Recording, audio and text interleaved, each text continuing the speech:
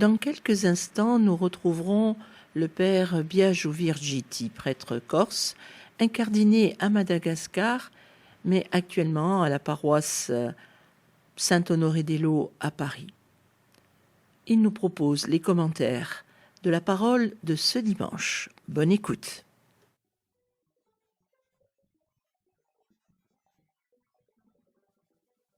Amis de votre radio chrétienne, bienvenue pour une nouvelle émission. Nous allons commenter les lectures du 32e dimanche du temps ordinaire de l'année B.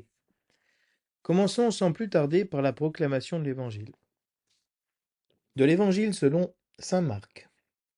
En ce temps-là, dans son enseignement, Jésus disait aux foules, « Méfiez-vous des scribes, qui tiennent à se promener en vêtements d'apparat, et qui aiment les salutations sur les places publiques, les sièges d'honneur dans les synagogues et les places d'honneur dans les dîners. Ils dévorent les biens des veuves, et pour l'apparence, ils font de longues prières. Ils seront d'autant plus sévèrement jugés. » Jésus s'était assis dans le temple, en face de la salle du trésor, et regardait comment la foule y mettait de l'argent. Beaucoup de riches y mettaient de grosses sommes. Une pauvre veuve s'avança et mit 2 petites pièces de monnaie. Jésus appela ses disciples et leur déclara, « Amen, je vous le dis, cette pauvre veuve a mis dans le trésor plus que tous les autres. Car tous, ils ont pris sur leur superflu, mais elle a pris sur son indigence. Elle a mis tout ce qu'elle possédait, tout ce qu'elle avait pour vivre. »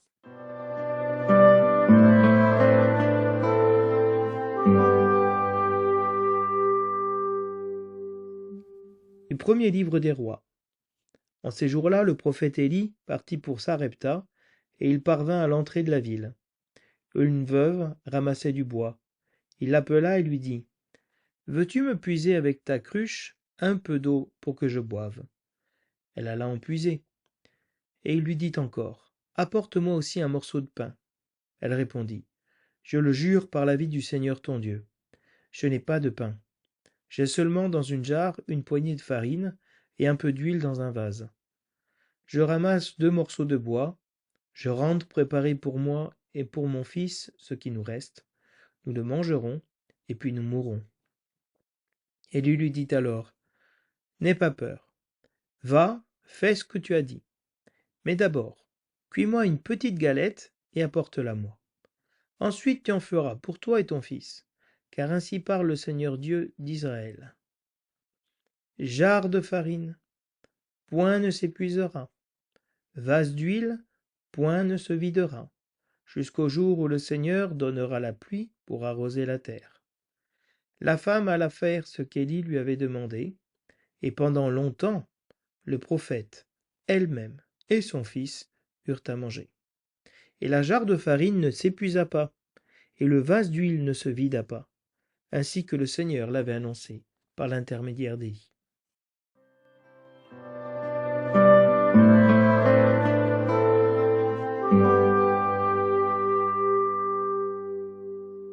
Le refrain du psaume nous dit « Chante, ô mon âme, la louange du Seigneur. » Le Seigneur garde à jamais sa fidélité. Il fait justice aux opprimés. Aux affamés il donne le pain. Le Seigneur délie les enchaînés. Le Seigneur ouvre les yeux des aveugles. Le Seigneur redresse les accablés. Le Seigneur aime les justes. Le Seigneur protège l'étranger. Il soutient la veuve et l'orphelin. Il égare les pas du méchant. D'âge en âge le Seigneur régnera, ton Dieu au Sion pour toujours. Chante, ô mon âme, la louange du Seigneur.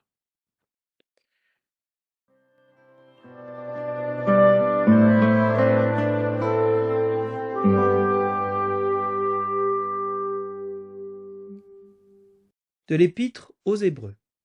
Le Christ n'est pas entré dans un sanctuaire fait de main d'homme, figure du sanctuaire véritable. Il est entré dans le ciel même, afin de se tenir maintenant pour nous devant la face de Dieu. Il n'a pas à souffrir lui-même plusieurs fois, comme le grand prêtre, qui tous les ans entrait dans le sanctuaire en offrant un sang qui n'était pas le sien.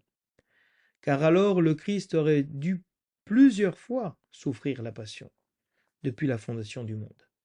Mais en fait, C'est une fois pour toutes, à la fin des temps, qu'il s'est manifesté, pour détruire le péché par son sacrifice. Et comme le sort des hommes est de mourir une seule fois, et puis d'être jugé, ainsi le Christ s'est-il offert une seule fois pour enlever les péchés de la multitude. Il apparaîtra une seconde fois, non plus à cause du péché, mais pour le salut de ceux qui l'attendent. Parole du Seigneur.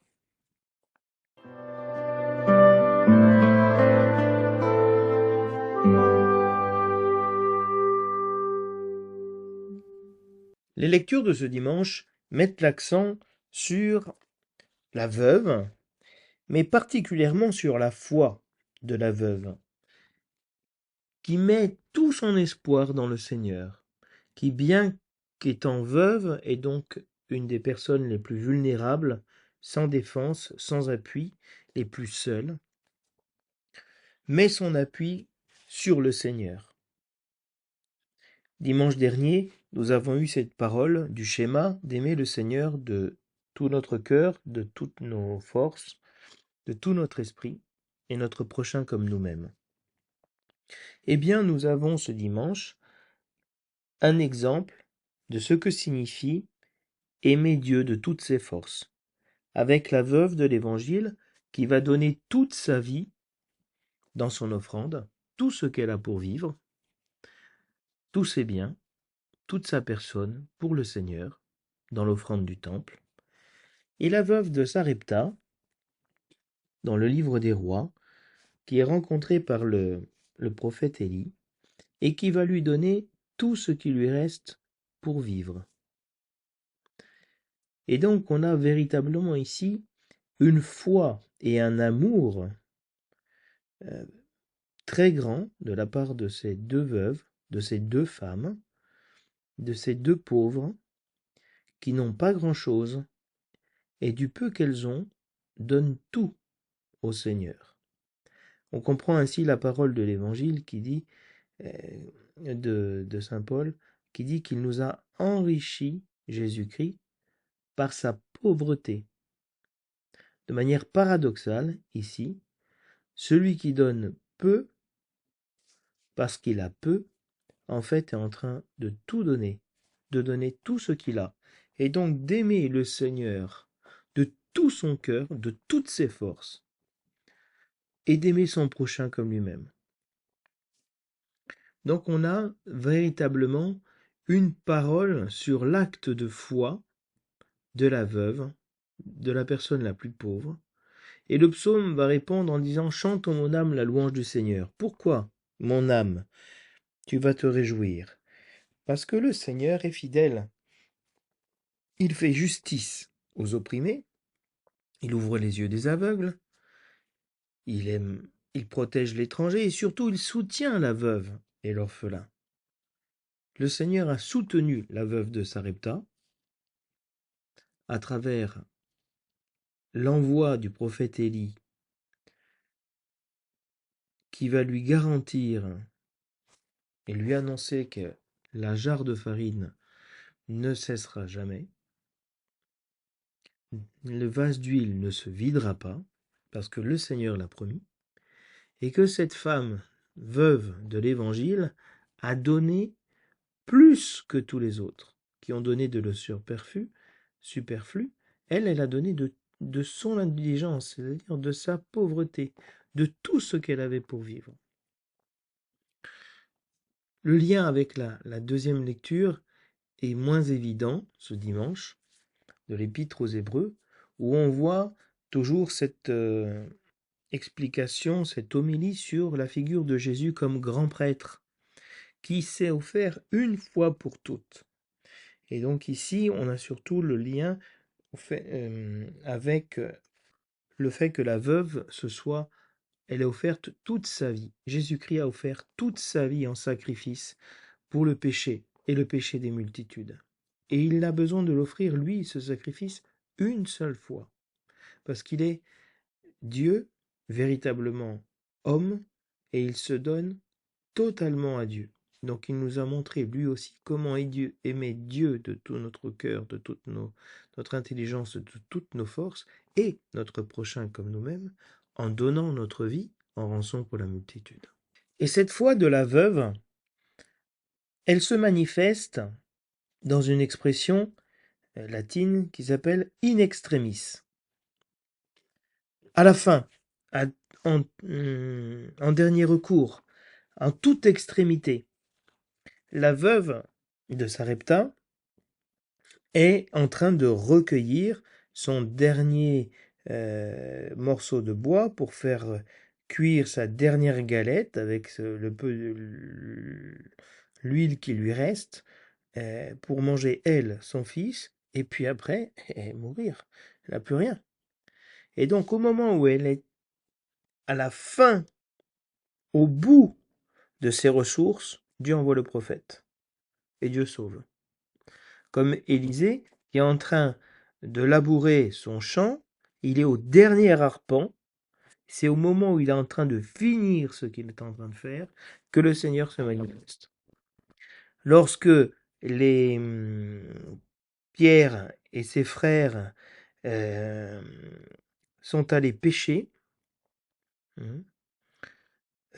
ils reviennent de la pêche après avoir pêché toute une nuit et être exténués.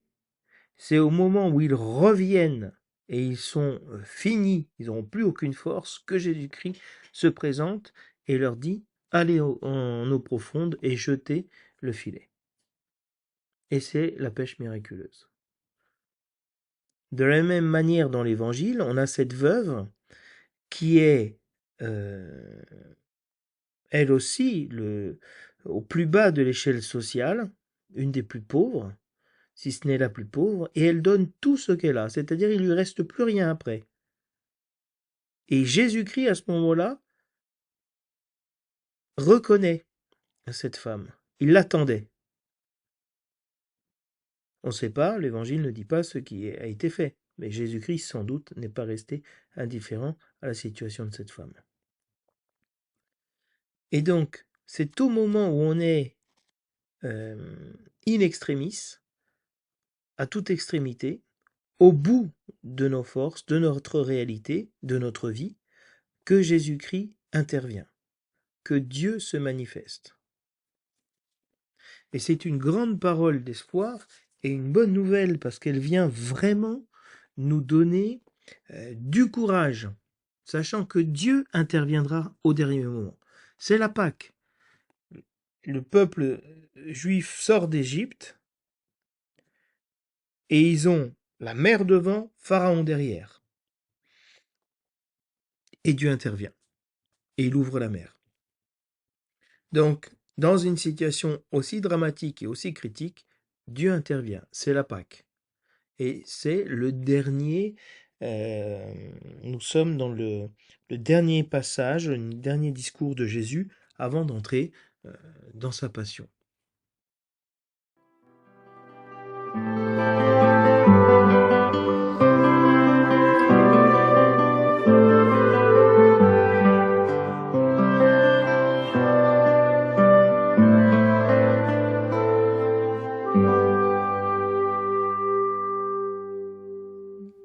L'évangile de ce dimanche a deux versions, une version longue et une version courte.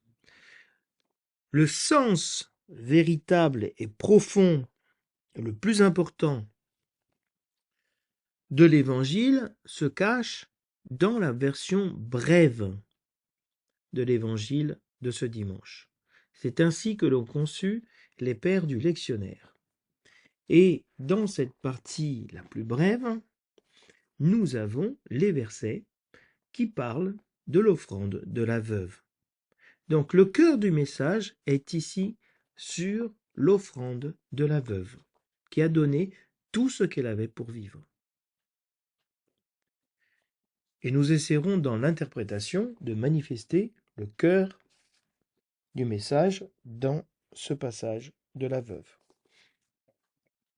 Mais l'évangile de Marc est précédé par un verset de l'Alléluia tiré de l'évangile de Matthieu, des béatitudes, heureux les pauvres de cœur, car le royaume des cieux est à eux. Il y a donc ici une insistance sur la pauvreté. Le titre donné à l'évangile est « Cette pauvre veuve a mis plus que tous les autres ». Donc il y a un accent qui est mis sur la pauvreté par rapport à cette veuve. Pauvreté, la situation dans laquelle elle est une situation de pauvreté. Comment une femme veuve et pauvre va réagir dans sa relation avec Dieu. Et Jésus-Christ est en train d'enseigner les foules à Jérusalem. Et il est en face de la salle du trésor, du temple. Il est en train d'enseigner et il invite les foules à se méfier des scribes, qui sont, si vous voulez, les légistes,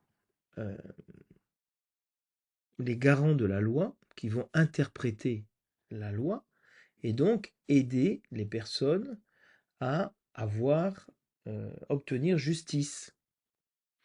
Et Jésus-Christ invite les foules à se méfier des scribes. Pourquoi? Parce qu'ils se promènent en vêtements d'apparat, donc ils sont des longues robes.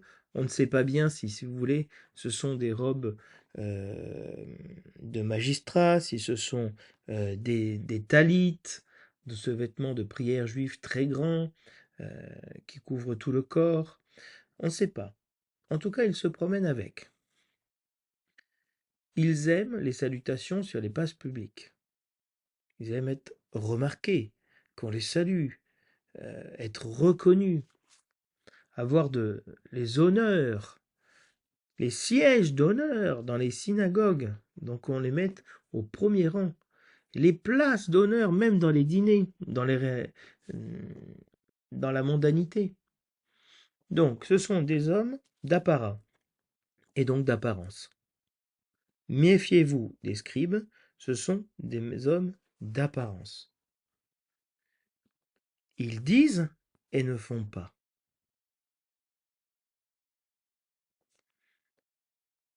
Malheur à l'homme qui s'appuie sur l'homme. Ils aiment les salutations sur les places publiques, les sièges d'honneur dans les synagogues, les places d'honneur dans les dîners. Ils vivent pour être mis à l'honneur.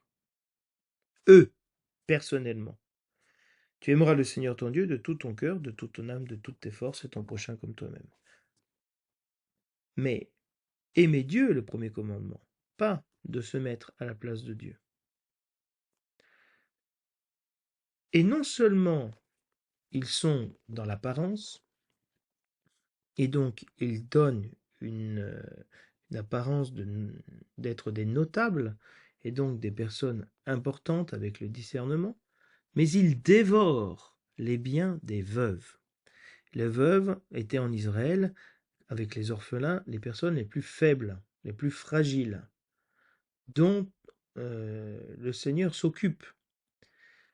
Et donc, les légistes, qui s'occupent de la parole de Dieu et de gérer le peuple dans ses rapports les uns avec les autres à travers la loi, au lieu de soutenir celles qui sont les plus faibles, ils vont dévorer les biens des veuves. Ils sont avides d'argent, ils sont cupides. Et pour l'apparence, ils font de longues prières. Donc ils vont spolier les veuves qui sont sans défense. De toute façon, qui va défendre ces femmes? Personne. Donc ils font un abus de pouvoir, probablement. Et non seulement ils sont attachés à l'argent, mais leurs longues prières ne sont qu'apparence, ne sont que du vent.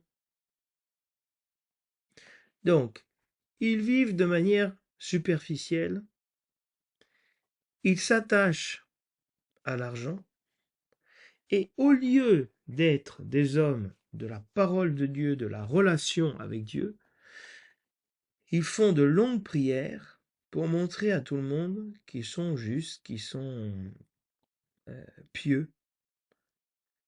Et le Seigneur répond, ils seront d'autant plus sévèrement jugés. Ceux à qui on a donné beaucoup, on demandera beaucoup. Donc il est face au temple, où tout le monde vient consulter les scribes pour avoir justice, pour être aidé, etc. Et donc il dit, méfiez-vous de ceux qui utilisent la religion à leur profit. Parce que ceux qui cherchent, c'est l'argent et les honneurs. Et donc ils seront sévèrement jugés.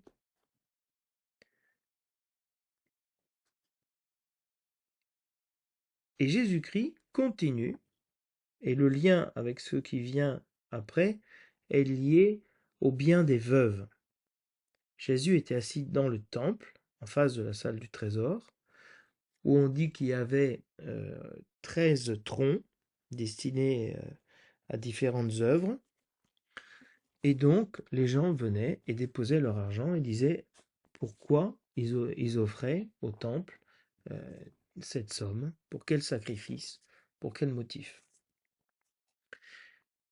Et Jésus-Christ est en train de regarder comment la foule met de l'argent. C'est très intéressant.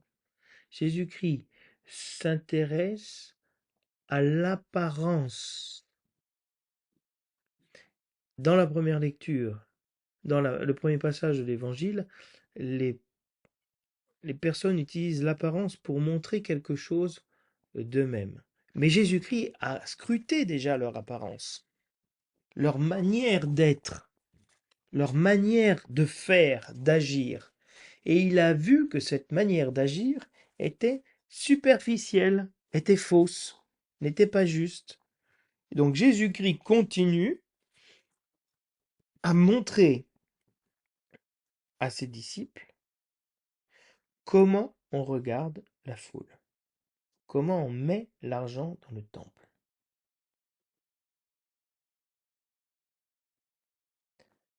Beaucoup de riches mettaient des grosses sommes, donc beaucoup de pièces qui tombaient, gling, gling, gling, gling, gling, gling, gling, gling. Donc il y a beaucoup qui mettent beaucoup. Et tout d'un coup, il y en a une qui met deux. Donc le contraste est assez fort face à ces nombreuses personnes qui mettent énormément d'argent. Jésus-Christ observe une. Elle est pauvre et elle est veuve. Sans doute, les veuves avaient une manière de s'habiller particulière dont on pouvait les reconnaître. Et elle met 2 piécettes.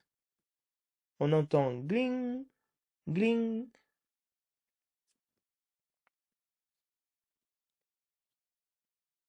Et Jésus va appeler ses disciples pour leur expliquer ce qui vient de se passer. Cette pauvre veuve a mis dans le trésor plus que tous les autres. Comment est-ce possible qu'une femme si pauvre, en mettant 2 piécettes, a mis plus que tout le monde? Parce que cette femme a mis les 2 piécettes, l'amour de Dieu, de tout son cœur, de toute son âme, de toutes ses forces, et son prochain comme elle-même. Elle a mis en cela tout ce qu'elle a. Aimer Dieu, aimer le prochain, comme on s'aime nous-mêmes. Donc elle a accompli le schéma. Elle a mis les 2 pièces. Et ces 2 pièces sont plus que tout l'argent qu'ont pu mettre les autres. Pourquoi? Jésus explique. Tous, ils ont pris sur leur superflu. Ils ne se sont rien enlevé en fait pour vivre.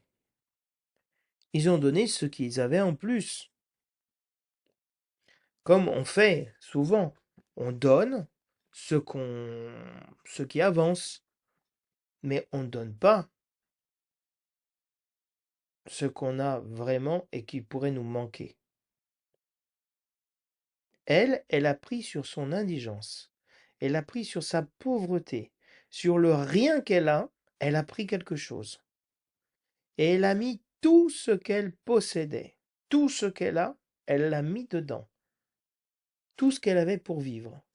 Donc elle a aimé vraiment Dieu de tout son cœur, de toutes ses substances.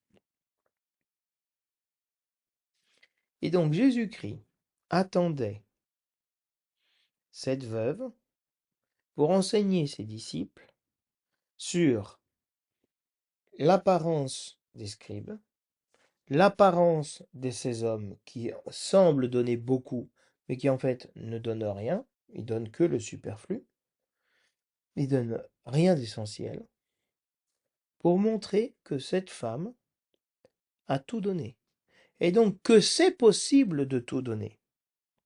Moi j'en ai fait l'expérience, hein, que quand j'étais à Madagascar et même en Corse, les femmes veuves, qui avaient très peu, eh bien elles donnaient de tout leur cœur pour les pauvres, pour plus pauvres qu'elles encore, et pour le Seigneur. Il y a une générosité incroyable qui se cache dans les personnes les plus pauvres. Pourquoi? Et c'est là où le psaume nous aide à comprendre. Parce que Jésus-Christ a épousé la pauvreté de la veuve. Et cette femme a vu la fidélité de Dieu, que Dieu l'a soutenue, qu'il n'a pas laissée seule. Alors, elle s'est sentie vraiment pardonnée. C'est comme dans l'évangile où Jésus-Christ dit que ceux à qui on a beaucoup pardonné, eh bien, ils donnent beaucoup. Mais ils aiment beaucoup. Mais ceux à qui on a peu pardonné donnent peu. Ces hommes riches ont donné peu, parce que sans doute ils se sont sentis peu pardonnés. Alors que cette femme, elle a aimé beaucoup dans cette veuve du temple, comme cette femme qui a brisé un vase de parfum euh, d'un grand prix pour oindre Jésus-Christ, elle a aimé beaucoup. Et donc ici, il y a un paradoxe entre le fait de se sentir aimé et de donner tout ce qu'on a. Jésus-Christ nous a tellement il a tellement aimé le monde, Dieu a tellement aimé le monde qu'il a donné son Fils unique. La chose la plus précieuse, la personne la plus précieuse qu'il avait, il l'a donné pour nous. Et c'est l'esprit profond que Jésus-Christ veut donner à ses disciples, de donner tout ce qu'ils ont.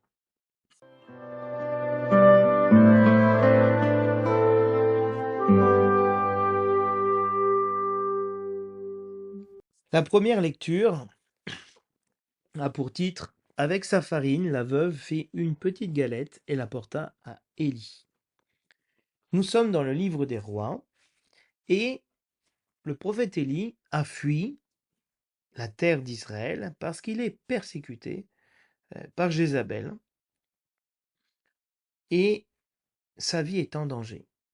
Donc il s'enfuit, il part dans le nord, la Galilée, il va passer la Galilée pour rentrer dans le territoire de Sarepta. C'est aujourd'hui un territoire qui est au sud Liban. Et donc il est en dehors de la terre d'Israël. Il va se réfugier en dehors des limites d'Israël. Et il arrive à l'entrée de la ville. Et quand on est à l'entrée de la ville, on voit tout ce qui se passe. Parce que tous ceux qui rentrent et qui sortent vont travailler ou reviennent du travail. Ils rentrent dans la ville avec leurs biens, avec le fruit de leur journée. Et ils voient une veuve qui ramasse du bois. Donc il voit que c'est une veuve et il lui demande, comme Jésus avec la Samaritaine, de puiser pour lui de l'eau pour qu'il boive.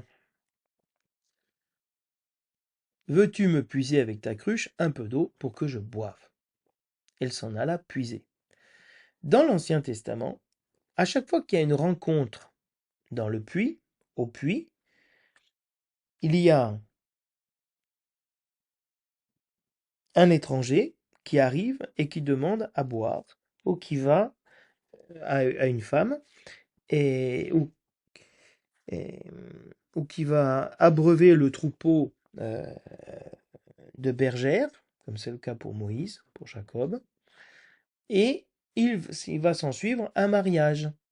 Alors ici, c'est intéressant parce que ce n'est pas une jeune fille, hein, au début de sa vie, c'est plutôt une veuve qui est à la fin de sa vie. Et donc, il ne va pas y avoir de mariage dans cette rencontre au puits, mais il va y avoir une alliance entre Dieu et cette femme qui va être scellée à travers le prophète. Cette eau qui va être puisée et être donnée au prophète Élie pour le rafraîchir, pour le désaltérer, est essentielle. C'est l'eau de notre baptême, auquel nous sommes appelés à puiser, à aller puiser. Et le prophète Élie va continuer en lui demandant non seulement de l'eau, mais maintenant un morceau de pain, hein, la subsistance. Et cette femme lui affirme qu'elle n'a pas de pain. Elle a seulement dans une jarre une toute petite poignée de farine et un peu d'huile dans un vase pour faire une galette. Elle est en train d'expliquer, je ramasse 2 morceaux de bois, je rentre préparer pour moi et mon fils ce qui nous reste. Nous le mangerons et puis nous mourrons. C'est fini. Tu me demandes à moi, veuve, qui a un enfant à m'occuper, tu me demandes à moi de te donner à manger alors que je n'ai plus rien. Je suis en train de manger, de ramasser du bois pour cuire ma dernière galette. Et après, c'est fini. Et personne ne m'aide. Parce qu'on est en territoire en dehors d'Israël, donc il n'y a peut-être pas le même soutien à la veuve et à l'orphelin. Donc ici, le prophète Élie n'est pas envoyé seulement à une veuve et un orphelin. Il y a une tradition rabbinique qui dit que justement, euh, le fils de cette veuve, qui après va mourir et que Élie va ressusciter, c'est le prophète Jonas. L'enfant de cette veuve de Sarepta serait le prophète Jonas, hein, de Gath-Hépher. Et donc, cette femme est à toute extrémité, et au moment où elle est vraiment euh, à la fin de sa vie, comment se fait-il, puisque ma femme est stérile, dit Zacharie, hein, quand il est visité par le temple. Donc là, il y a une objection qui est faite par la femme et qui est juste.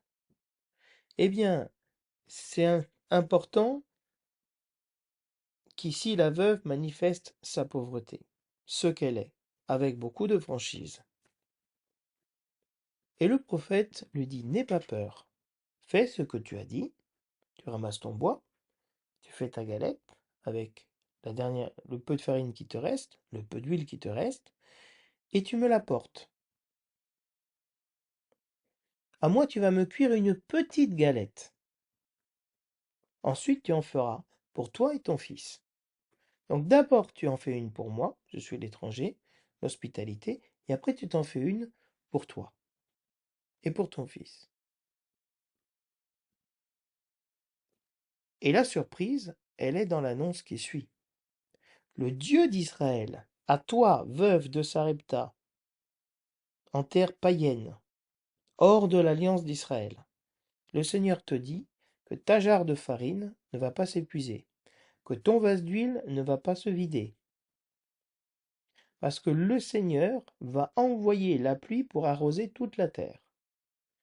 On est, en effet, dans le livre dans le cycle d'Élie, dans un moment de sécheresse, où le Seigneur a arrêté de faire pleuvoir sur toute la terre. Et donc, il y a une famine qui est en train de se donner. Et donc, Élie est en train de dire, il va y avoir la pluie, Dieu va envoyer la pluie, et tu auras du blé, et tu auras de l'huile. Et la femme obéit, elle croit à cette promesse. Elle est tellement dans la pauvreté, tellement in extremis, qu'elle croit à cette parole. Et très souvent, les gens se tournent vers le Seigneur quand ils sont dans une situation gravissime. Et beaucoup disent que c'est très facile. Non, non, non. C'est le moment favorable. C'est là où le Seigneur vient nous visiter. Et très souvent, il est nécessaire que nous passions par les difficultés, par la crise, par la pauvreté, pour que nous puissions croire à la visite du Seigneur dans notre vie. Elle fait ce qu'Élie lui a demandé, et donc elle l'obéit. Elle écoute le prophète, et Dieu répond. Ils eurent tous à manger, le prophète, la femme, la veuve et son fils, pendant longtemps. Et en effet, la jarre ne s'épuisa pas, le vase d'huile ne se vida pas, comme le Seigneur l'avait annoncé par l'intermédiaire du prophète Élie. Donc ce que Dieu annonce, il le réalise. Ainsi, dans l'Évangile, lorsque Jésus dit « Elle a donné plus que tous les autres », cela se réalise. C'est vrai. Donc Dieu n'abandonne pas son peuple. Et cette femme n'est pas son peuple. Elle est en dehors de la terre d'Israël. Elle n'est pas juive. Donc il y a ici une alliance que Dieu fait avec les nations. Et, et Jésus-Christ reprendra dans la synagogue de Nazareth ce passage en disant qu'il y avait beaucoup de veuves en Israël. Mais c'est pas à celle-là, au temps d'Élie, que le Seigneur a envoyé le prophète. C'est à une veuve de Sarepta, à une étrangère. Parce qu'elle était digne de croire à la bonne nouvelle. Elle était prête à accueillir l'évangile. Alors, avec le psaume, on peut dire « Chante, ô mon âme, la louange du Seigneur ». Pourquoi on peut bénir et louer le Seigneur? Pourquoi cette veuve et cet orphelin et Élie peuvent louer le Seigneur? Parce que le Seigneur est fidèle. Il fait justice à ceux qui sont opprimés. La veuve et l'orphelin, le prophète persécuté, sont opprimés. Et Dieu fait justice. Il les libère. À cette femme qui a toute extrémité, qui n'a plus rien à manger, Dieu fait justice. Aux affamés, il donne le pain. Élie est affamé de sa fuite depuis plusieurs jours de la terre d'Israël. Le Seigneur délie ceux qui sont prisonniers. Il redonne la liberté. Il ouvre les yeux des aveugles.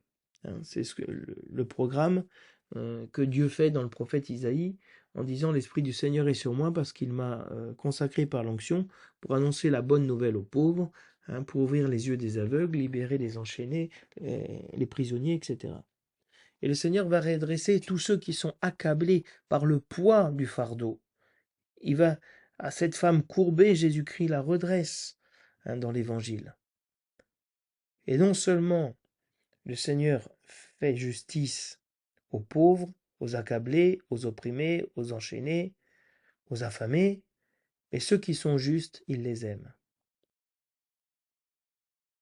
Parce que ceux qui sont pauvres, affamés, etc., et que cette veuve sont justes. Ils donnent tout au Seigneur. Et le Seigneur protège même l'étranger. Élie est un étranger. Et il arrive en terre étrangère et Dieu le protège. À travers la veuve, il va lui donner une protection, une nourriture. Le Seigneur soutient la veuve et l'orphelin. C'est le seul qui peut soutenir ceux qui sont abandonnés. Et en même temps, Dieu va égarer les pas du méchant. De ceux qui veulent du mal à la veuve et l'orphelin, le Seigneur va leur faire perdre leur chemin, pour laisser la veuve et l'orphelin tranquilles. Et donc le Seigneur régnera pour toujours, parce qu'il est fidèle et il sauve les pauvres, les Anawim. L'évangile s'est répandu parmi les plus pauvres. Et Jésus-Christ nous a enrichis de sa pauvreté. Alors la deuxième lecture nous dit, le Christ s'est offert une seule fois pour enlever les péchés de la multitude. Jésus-Christ va mourir pour enlever les péchés des scribes, qui sont attachés aux choses extérieures, qui sont attachés à l'argent, qui sont hypocrites. Jésus-Christ est venu pour les sauver. Et donc pour nous sauver, pour sauver les pécheurs. Lorsque Jésus-Christ dans le temple fait ce tableau, cette description des scribes, il dénonce la réalité, mais ne la juge pas, ne les condamne pas dans ce sens, parce qu'il est venu donner sa vie pour eux, pour qu'ils puissent justement être libérés de l'esclavage, de l'orgueil, de l'amour de soi, de l'apparence et de l'argent. Et donc l'Épître aux Hébreux nous dit que le Christ est le grand prêtre qui entre dans le sanctuaire. Mais ce sanctuaire dans lequel Jésus entre, qui est le ciel, n'est plus comme le temple de Jérusalem qui va être détruit. Parce que juste après cette parole sur la veuve, dans l'Évangile, on va avoir l'annonce de la destruction du temple. Et le temple a été détruit. Il reste le mur des lamentations qui a été construit par l'aumône faite par les pauvres. Jésus-Christ entre dans le ciel et il est devant la face de Dieu, devant la justice de Dieu, pour intercéder pour nous. Et il n'a pas besoin de se sacrifier pour nous tous les jours, de se sacrifier comme fait le grand prêtre tous les ans en rentrant dans le sanctuaire. Il ne s'offrait pas lui en sacrifice, mais il offrait le sacrifice d'un autre, d'un agneau. Jésus-Christ, lui, est rentré et il s'est offert une fois en sacrifice avec son propre sang, alors que les autres grands prêtres offraient plusieurs fois un sang qui n'était pas le leur. Donc il n'y a pas de commune mesure entre l'un et l'autre. Donc le Christ n'a pas besoin de souffrir plusieurs fois la passion pour sauver tout le monde.